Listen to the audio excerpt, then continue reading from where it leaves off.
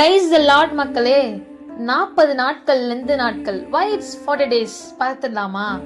இசப்பா தன்னுடைய ஊழிய பாதையில முன்னாடி வருவதற்கு முன்னாடி 40 நாள் உபவாசமா இருந்தாராங்க. அதை மையமா வச்சுதான் அநேக காரியங்கள் வேதாகமத்துல இந்த 40 நாள் உபவாசமா இருந்து அவங்க வெற்றி பெற்றிருக்காங்க. யார் யாருன்னு பார்க்கலாமா? முதலாவது மோசே 40 நாள் அவர் உண்ணாமல் இருந்ததுனால, சீனாய் மலையில அவர் உண்ணாமல் நோன்பு இருந்ததுனால 10 கட்டளையில அவர் பெற்றெடுத்தாருங்க. நோவா காலத்துல 40 நாள் இரவும் பகலும் ஓயாம மழை பெஞ்சிச்சுங்க.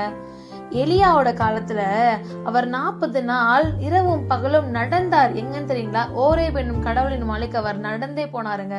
40 நாள் ஆயிடுச்சுங்க. இஸ்ரேல் மக்கள் 40 ஆண்டுகள் கீழ்ப்படியாம நிமித்தம் அலைஞ்சு தெரிஞ்சுட்டு இருந்தாங்க. யோனா காலத்துல நினிவே பட்டணத்தை அழிக்க போறேன்னு சொல்லிட்டு 40 நாள் நான் அழிச்சிருவேன்னு சொல்லிட்டு இறைவாக்கு சொல்றாருங்க யோனா. தாவீது 40 ஆண்டுகள் இஸ்ரேல் மக்கள் அவர் ஆண்டாருங்க.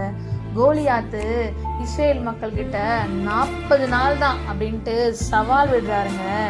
யூதாவோட வீட்டர் அடையாளத்தை காண்பிக்கிறதுக்காக எசேக்கியேல் 40 நாள் வலப்பக்கமா ஒரு படுத்துறது நம்ம பார்க்கிறோங்க. கடைசியாக ஏசப்பா கூட நம்மளுக்காக அடிக்கப்பட்டு சிலுவையை சுமந்து மீண்டுமாய் உயிர்த்தெழுது எத்தனை நாள் தெரியுமா ஆச்சுங்களா?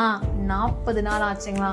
இது மாதிரி இந்த 40 நாள் இவங்க எப்படியெல்லாம் நன்மையானதை பெற்றாங்களோ, நாமும் இந்த உபவாச நாட்களில நம்ம பயபக்தியோடு, முழு இருதயத்தோடு, முழு மனதோடு நம்முடைய இருதயங்களை கிழித்து கர்த்தருக்கு ஒப்பு கொடுத்தோம்னு சொன்னா, இந்த 40 நாட்கள் முடியும் போது நம்மளுடைய வாழ்க்கையில வெற்றி கண்டிப்பா நடக்குங்க. உங்க ஃப்ரெண்ட்ஸ்க்கு ஷேர் பண்ணுங்க. Take care.